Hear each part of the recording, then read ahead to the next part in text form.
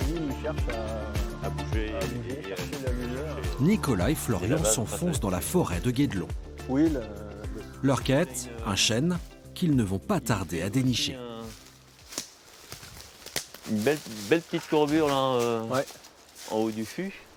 En fait, à une dizaine de mètres, on voit qu'il y a une franche courbure qui peut nous intéresser pour la charpente de la tour du pigeonnier. Quand on a vraiment besoin d'arbres, de pièces de charpente assez spécifiques qu'on ne trouve pas ailleurs, on les prend ici. À Guédelon, le plus gros du bois vient d'une forêt nivernaise à une quarantaine de kilomètres. Mais le chantier cherche toujours à s'alimenter au plus près, en pleine cohérence avec la réalité du XIIIe siècle, du local donc.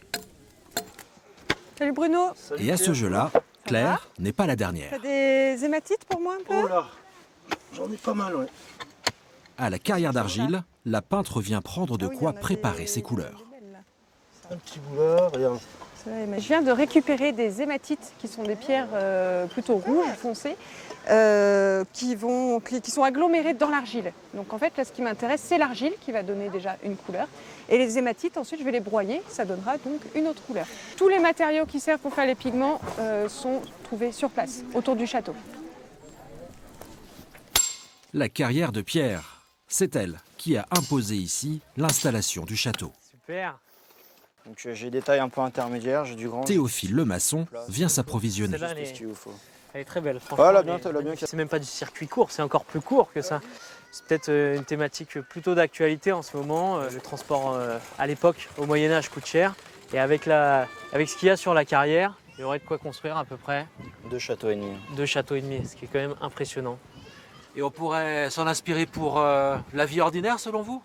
Selon moi, c'est totalement faisable, en alliant peut-être aussi l'innovation qu'on peut avoir aujourd'hui, en cherchant des matériaux qui sont jamais très loin, avec des matériaux comme la terre crue, comme ces pierres qu'on a en fait sous nos maisons.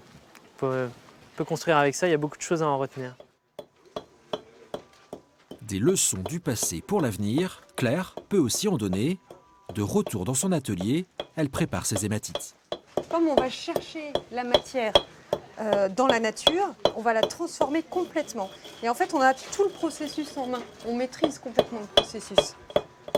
Au total, pas moins de 15 couleurs peuvent ainsi être créées de manière 100% bio. J'ai beaucoup de visiteurs qui m'en parlent, qui me posent des questions, qui veulent repeindre des volets chez eux, par exemple, et qui se demandent comment ils peuvent faire pour utiliser des pigments naturels. Donc, je leur donne des petites astuces, des recettes. Après, ce n'est pas notre propos premier, évidemment. Nous, on est là surtout pour expliquer tout le côté archéologie expérimentale.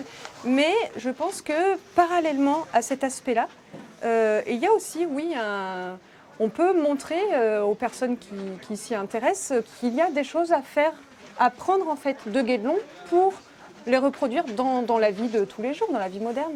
Et changer un peu le monde. Et changer un peu le monde. Circuit court, matériaux naturels, construction durable. Chaque jour un peu plus, les pratiques du chantier collent aux enjeux de l'époque.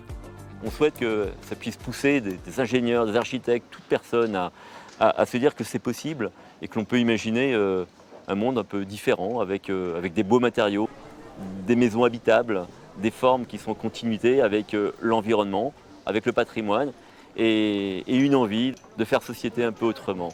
Pour moi, en tout cas, ça doit passer par là. Réenchanter l'avenir, bien sûr.